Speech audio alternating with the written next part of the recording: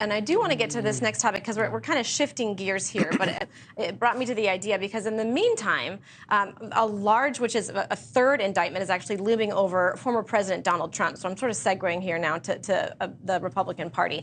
He's been leading the Republican field. We talk about it almost every night by quite a large margin, despite the fact that he is facing concerns from within his own party. Some GOP senators who oppose the former president are concerned that a third indictment really could actually help his campaign. One of those is Senator Mitt Romney. In an op-ed for the Wall Street Journal, Romney offers a plan on how to stop Trump from being the nominee. He is calling for Republican donors and influencers to get candidates to drop out of the race by February, those who may not have the ability to compete with him. So I want to go to the panel now. And Bob, I want to start with you on this one. Is this a valid concern? Do you think that this is a strategy with Mitt Romney saying, you know what, if you aren't going to be competitive with him, drop out? Yeah, I mean, it's reasonable. And the deadline he has put is late February, and that would be after the early state. So we would have an indication. I think some candidates are not even going to get there. But if you talk to House Republicans and Senate Republicans, it's like they're in a different party when you're talking about Trump. I mean, not only Mitt Romney, but you've got Mitch McConnell, John Thune, Mike Rounds, and many others who publicly have gone after Trump. The indictments have helped Trump so far, but watch this third one. Polling from Harvard-Harris that we just wrote about, 57% of people said there is a very strong case or somewhat strong case on January 6th. But May, look at this calendar, and we can put it up on our screen. We have October 2023, January, March.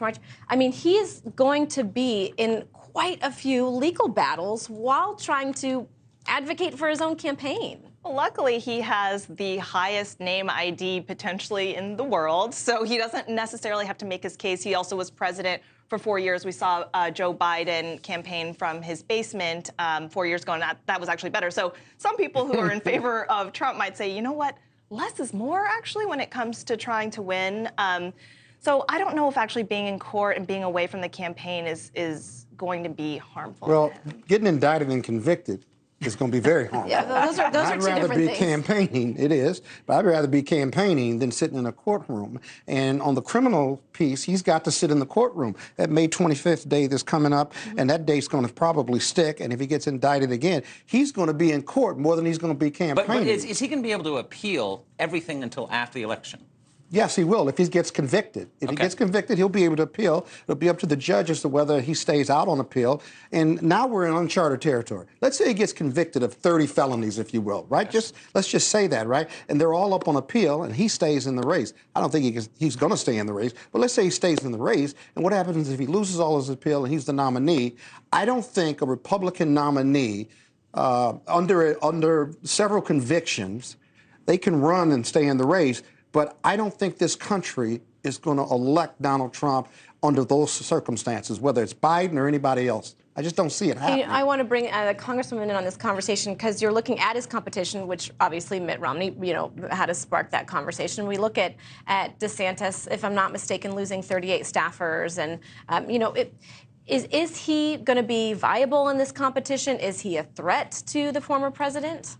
Well, I think DeSantis laying off his staff, is it a reflection on the money that he has? Is it did he ramp up too quickly, too soon? I mean, there's all kinds of stories behind that I'm sure you will report on in the coming days and weeks.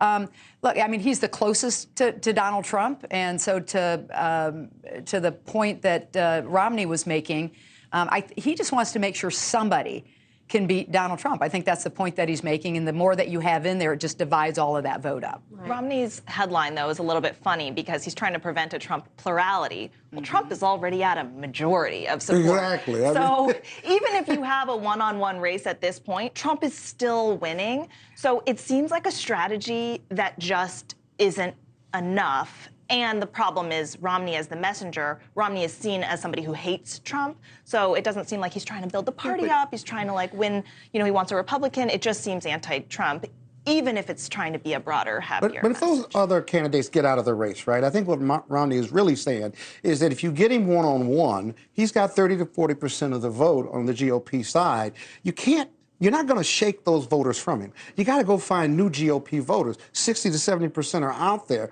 And what these candidates are doing, they're not doing that yet. But if you had one or two in, they could go find those new GOP voters and try to convince them to support themselves or another candidate other than Donald Trump. Right. And that's how you kind of go around him or go through him.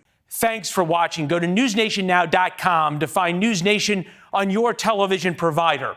And don't forget to subscribe. Click the red button to get more of NewsNation's fact-driven, unbiased coverage.